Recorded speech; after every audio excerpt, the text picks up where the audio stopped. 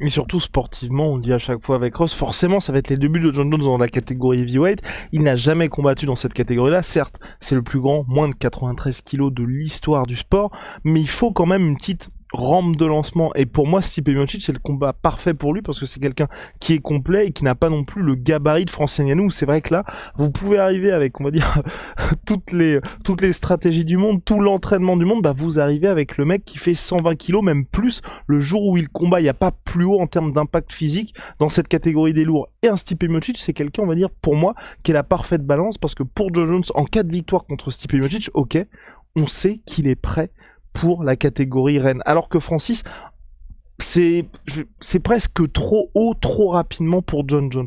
Et puis de l'autre côté, si vous prenez le combat pour Stipe Miocic, s'il s'impose face à John Jones, c'est parfait parce que directement il revient dans le jeu. Il revient face à un John Jones qui, certes, là vous pouvez dire oui, il est vieillissant. Ses dernières performances contre Anthony Smith, Dominic Reyes et surtout Thiago Santos étaient moins impressionnantes, mais qu'il a pris 2 ans pour lui, 2 ans pour, selon ses dires, se reconcentrer, se forger une armure de heavyweight. Donc normalement, sur papier, Stipe Miocic battrait un John Jones qui est prêt pour cette catégorie-là. Et on sait tous, malgré tous ces excès de John Jones, c'est quand il arrive dans la cage, bah il est prêt, quoi qu'il arrive. Quand je dis quoi qu'il arrive, vous prenez l'exemple du premier combat contre Alexander Gustafsson, même quand il ne s'entraîne pas, il est très très difficile à battre, puisqu'il gagne quand même à la fin.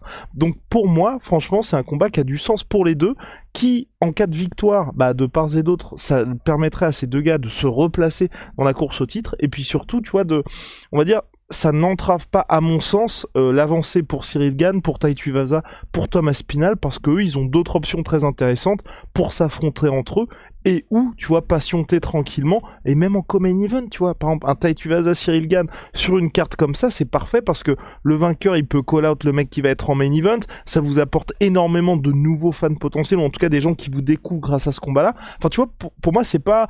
Je pense que personne ne serait lésé dans ces combattants qui sont plus jeunes, mais qui sont aujourd'hui sur le devant de la scène, donc moi, je signerais tout de suite. Ouais, non, moi aussi, hein. Et c'est vrai que là, on commence à dire et on entend un petit peu partout qu'on a un âge d'or des poids lourds. Bah, c'est clair que là, en tout cas, là, à l'instant T, ça y ressemble beaucoup parce que tu as le champion qui domine pour l'instant. C'est sur le mont Olympe, c'est Francis qui fait pas de cadeaux et qui pour l'instant arrache tout. Derrière, tu as effectivement, bah, si ça se fait, un combat intérimaire entre John Jones, Stipe Miocic, et encore derrière, tu as les 4, donc ça fait énorme, hein, ça fait quand même 4 et 3, 7 heavyweight poids lourds qui sont poids lourds, qui sont de très très très gros niveau. Et donc derrière, évidemment, on dit Curtis Blades, Thomas Spinal, Oui, j'avais Tai oublié Tuivasa Curtis Blade. et Cyril. On pourrait dire que Tai Tuivasa est un petit peu derrière en termes de compétences techniques, mais n'empêche que bon bah il vient de mettre KO Derek Lewis, donc bah il mérite d'être là et il a toute la hype quoi. Donc c'est effectivement, ce serait parfait que ça se goupille comme ça. Moi j'aurais tendance à dire du coup que si jamais ça se goupille de cette manière entre John Jones et Miocic, bah on aurait probablement Cyril Gane contre Curtis Blades et Thomas Spinal contre Tuivasa, ce qui est très intéressant. Enfin là vraiment si on pouvait booker tout ça, ce serait idéal.